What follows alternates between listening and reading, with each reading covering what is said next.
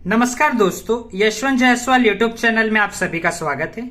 इस वीडियो में हम देखने वाले हैं कि जो फ्यूचर कंटिन्यूअस टेंस होता है यानी जिसे हम प्रोग्रेसिव टेंस भी कहते हैं, इसमें जो भी सेंटेंसेस होंगे वो नेगेटिव कैसे बनेंगे यानी वो नकारात्मक कैसे बनेंगे।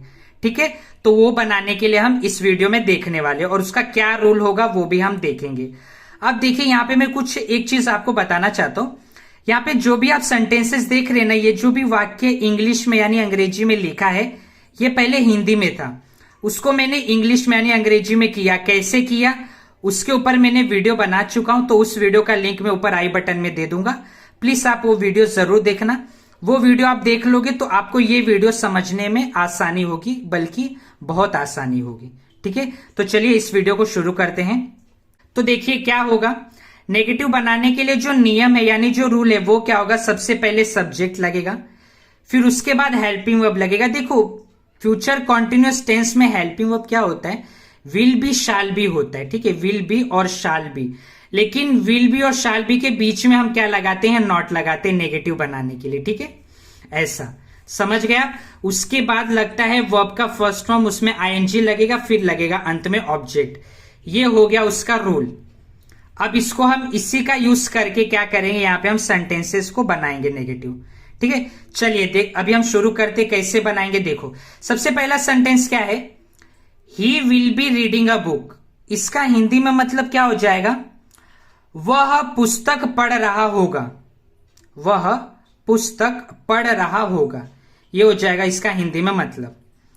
अब इसको कैसे चेंज करेंगे, देखो सबसे पहले क्या लगाएंगे, सब्जेक्ट। तो सब्जेक्ट आ गया ही, आया ना, सब्जेक्ट हमारा आ गया ही, यानी काम करने वाला यहाँ पे कौन है, जो बुक पढ़ रहा है वो कौन है, एक लड़का है यानी ही है, तो वो हो गया हमारा सब्जेक्ट। फिर उसके बाद क्या लगाएंगे, विल या शाल। तो यहाँ पे क्या है, विल है, तो ही विल, WILL, विल लग गया। अब आप देखेंगे तो विल शाल के बाद क्या है, नॉट लगेगा, तो आ जाएगा नॉट, क्योंकि नेगेटिव बना रहे तो NOT नॉट। फिर उसके बाद क्या लगेगा, बी, तो हम लगा देंगे बी। यानी अगर आप देखेंगे तो यहां पर आपको क्या देखने मिलेगा, विल बी है ना, विल बी क्वेश्चन में क्या है, विल बी, लेकिन जब आप आंसर में देखेंगे तो विल नॉट बी, यानी विल और बी के बीच में हमने क्या लगा दिया, नॉट लगा दिया। समझ रहा है आपको, समझ में आया आपको, ऐसा। ठीक है, तो आपको क्या करना है, विल बी जो है ना उसके बीच में नॉट लगा देना, यानी विल नॉट बी, ऐसा हो जाएगा। समझ में आप लोग को। फिर उसके बाद वर्ब का फर्स्ट फॉर्म, उसमें आईएनजी देखना है। तो कहा है, देखो रीड क्या है, वर्ब का फर्स्ट फॉर्म है, उसमें आईएनजी लगा तो रीडिंग हो गया। हाँ या ना, तो आप क्या करोगे, रीडिंग लगा दोगे, यानी लिख दोगे READING, रीडिंग। फिर उसके बाद आपका ऑब्जेक्ट क्या हो गया, अ बुक। अ बुक आपका क्या हो गया, ऑब्जेक्ट। ठीक है, तो इतना आपको समझा। तो कैसे हो जाएगा, he will not be reading a book, he will not be reading a book. इसको हम इसे हिंदी में कैसे कहेंगे, वह पुस्तक नहीं पढ़ रहा होगा। ठीक है, इसका ये जो मैंने नेगेटिव बनाया इसको हिंदी में हम कैसे बोलेंगे, वह पुस्तक नहीं पढ़ रहा होगा, ऐसा। तो प्लीज आप लोग ऐसा लिख लेना, मैं यहां पे नहीं लिख पा रहा हूं, उतना जगह नहीं है, लेकिन आप लोग प्लीज मैं हिंदी में बोल दे रहा हूं, आप लोग वो लिख लेना। ठीक है, समझ में आप लोग को क्या हो जाएगा कि वह पुस्तक नहीं पढ़ रहा होगा, ऐसा। अब चलिए दूसरा यानी सेकंड वाला क्या है वो देखते। सेकंड वाला क्या है, आई शैल बी लर्निंग इंग्लिश, यानी मैं अंग्रेजी सीख रहा हूंगा। इसका हिंदी में हो जाएगा मतलब, ये जो क्वेश्चन है इसका हिंदी में मतलब क्या हो गया, मैं अंग्रेजी सीख रहा हूंगा।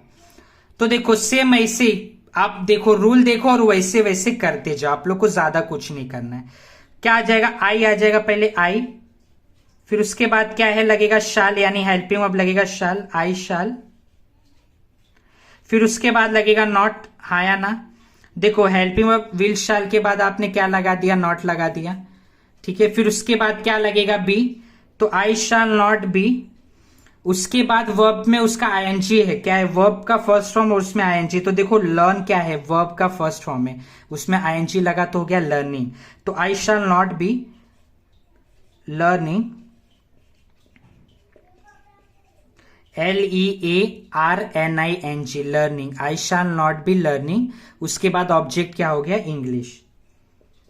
ठीक है, देखो आपको ध्यान ये देना है ना कि जो आपका वर्ब है ना, वर्ब, अगर वर्ब आपको मिल गया ना, आपने वर्ब में आईएनजी लगा दिया, सब कर दिया, तो वर्ब के बाद का जो भी पार्ट बचता है वो आपका क्या होता है, ऑब्जेक्ट होता है। ठीक है, वर्ब के बाद का जो भी पार्ट बचेगा आपके लिए वो हो जाएगा वर्ब। सॉरी, वर्ब के बाद का जो भी पार्ट बचा है वो आपका हो जाएगा ऑब्जेक्ट। क्या हो जाएगा, ऑब्जेक्ट। ठीक है, ऐसा। चलिए, इतना आपको समझा होगा। अब देखिए मैं इसको हिंदी में बता देता हूं, इसका हिंदी में क्या मतलब होगा। I shall not be learning English, इसे हिंदी में कहेंगे मैं अंग्रेजी नहीं सीख रहा हूंगा। कैसा हो जाएगा, मैं अंग्रेजी नहीं सीख रहा हूंगा। ठीक है, आप लोग को इतना समझा। अब देखिए, अगर आपके मन में ऐसा सवाल आएगा ना कि क्या हमको पेपर में भी इतना आसान दिया होगा, तो देखो पेपर में इतना आसान नहीं देगा। पेपर में आपको क्या करेगा, हिंदी में लिख के दे देगा, उसको आपको इंग्लिश में बदलना रहेगा। तो देखो मैं जो आपको ये जो भी आंसर लिख रहा हूं ना, जो भी आपको आंसर लिख के दे रहा हूं, मैं आपको उसका हिंदी में भी मतलब बता दे रहा हूं। सही बात है, तो मैं इसी के लिए आपको उसका हिंदी में मतलब बताता हूं। क्या है, जिससे अगर आपको वो हिंदी में लिख के दे, ठीक है, हिंदी में अगर आपको पेपर में आए तो आप उसे इंग्लिश में चेंज कर पाओ, यानी इंग्लिश में बदल पाओ। और उससे बदलने का नियम यानी रूल तो यही सेम ही रहेगा, बस खाली क्या है कि आपको हिंदी में दिया तो उसको इंग्लिश में आपको ऐसा चेंज करना रहेगा। समझ में आप लोग को ये चीज। तो दोस्तों अब हम देखो, दो तो मैंने आपको बता दिया, अब मैं बताता हूं तीसरा। तीसरा क्या है, तीसरा है they will be playing the match, यानी इसका हिंदी में मतलब क्या होगा, वे मैच खेल रहे होंगे, वे मैच खेल रहे होंगे। ठीक है, तो देखिए ये जो दे है ना, दे क्या है, सब्जेक्ट है। देखो दे जो है ना उसको हिंदी में क्या बोलते हैं, वे। व पे ए का मात्रा होता है तो हो जाएगा वे, ऐसा हिंदी में उसको लिखते। ठीक है, तो चलिए मैं अभी इसको मिटा देता हूं, ये आपको समझाने के लिए बताया मैंने। तो दे आपका क्या हो गया, सब्जेक्ट हो गया, हम उसको सेम टू सेम लिख लेंगे, THEY, दे। उसके बाद आपका क्या आ जाएगा, विल शाल। देखो सब आपको हेल्पिंग वर्ब यहां पे दिया है विल, तो दे विल। उसके बाद हम क्या लगाएंगे, नॉट लगाएंगे, हाँ या ना, नॉट। फिर उसके बाद लगेगा बी, तो क्या हो जाएगा, दे विल नॉट बी, इतना हो गया। फिर उसके बाद वर्ब, उसमें आईएनजी देखना है, तो वर्ब क्या है, प्ले, उसमें आईएनजी है तो प्लेइंग हो गया, playing. They will not be playing, वो नहीं खेल रहे, लेकिन क्या नहीं खेल रहे, मैच नहीं खेल रहे ना। ठीक है, तो आपका ऑब्जेक्ट क्या हो गया, the match, the match, MATCH, match. ठीक है, क्या हो गया, द मैच। समझ में आप लोग को, ठीक है, इतना ये चीज क्लियर हो गया। क्या हो जाएगा, they will not be playing the match. अब इसे हिंदी में क्या कहेंगे और कैसे कहेंगे, देखो कैसे कहेंगे, वे मैच नहीं खेल रहे होंगे। कैसा हो जाएगा, वे मैच नहीं खेल रहे होंगे, ये हो जाएगा इसका हिंदी में मतलब।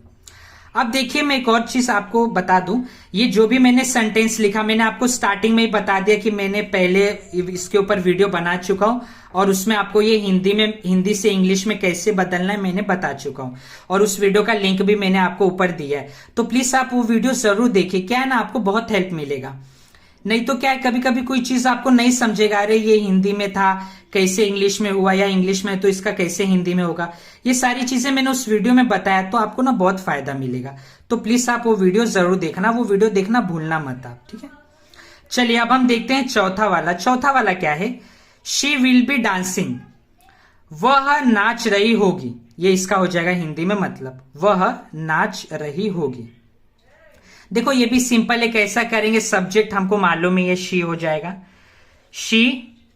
उसके बाद क्या लगाएंगे, विल, विल दिया भी है तो शी विल, हाँ या ना। उसके बाद लग जाएगा नॉट, तो शी विल नॉट।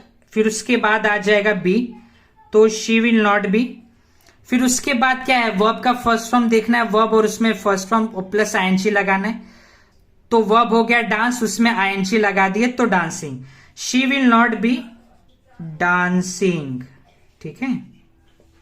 तो क्या हो जाएगा, she will not be dancing.